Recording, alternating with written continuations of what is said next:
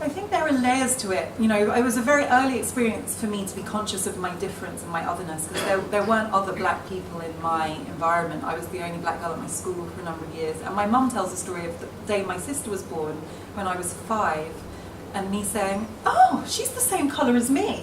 And it kind of dawning on my parents that I had thought there was kind of something wrong with me, you know, that I hadn't seen other people who looked like me, and I hadn't realised that that was just a natural consequence of having a black and white parent. So I was obviously... kids at school that couldn't work like that. Yeah, that's true. That was a wider problem. There are layers to it. There was my sense of visible difference. There was also coming from a family that has an immigration and refugee story on both sides. So my father's family were refugees from Jewish Germany in 1939. They fled almost at the last minute from Berlin and came to this country as German Jews, and you know, had an incredibly traumatic time, but were able to assimilate into Britishness. By the time I was born, I never heard anyone question my Hirsch family, you know, why they were here or whether they were contributing, and you know, what the net impact of their immigration was.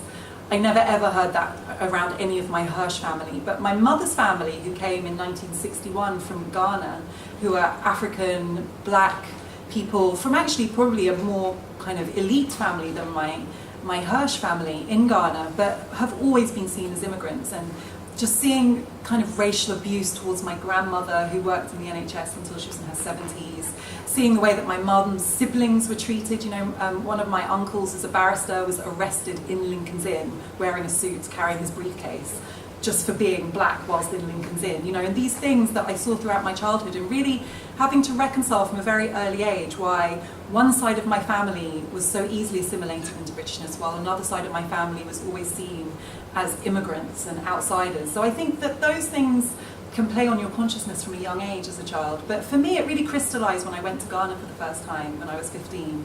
And that was a really profound experience. Partly because in London, in my part of London, because it wasn't diverse, I was the black girl.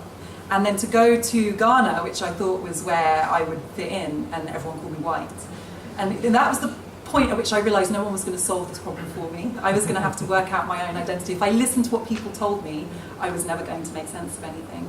And also to realise that there was a country where everyone was black, and see the security guards and the immigration officers and the police and the president and the writers, and they're all black people. And it was only then that I realised how unused I was to seeing black people portrayed in this way, that they ran things.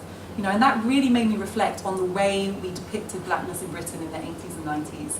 I genuinely found myself staring at black people in suits because I wasn't used to seeing them. So I think that was a really important moment in triggering my thought process and my analysis of what was really going on in Britain.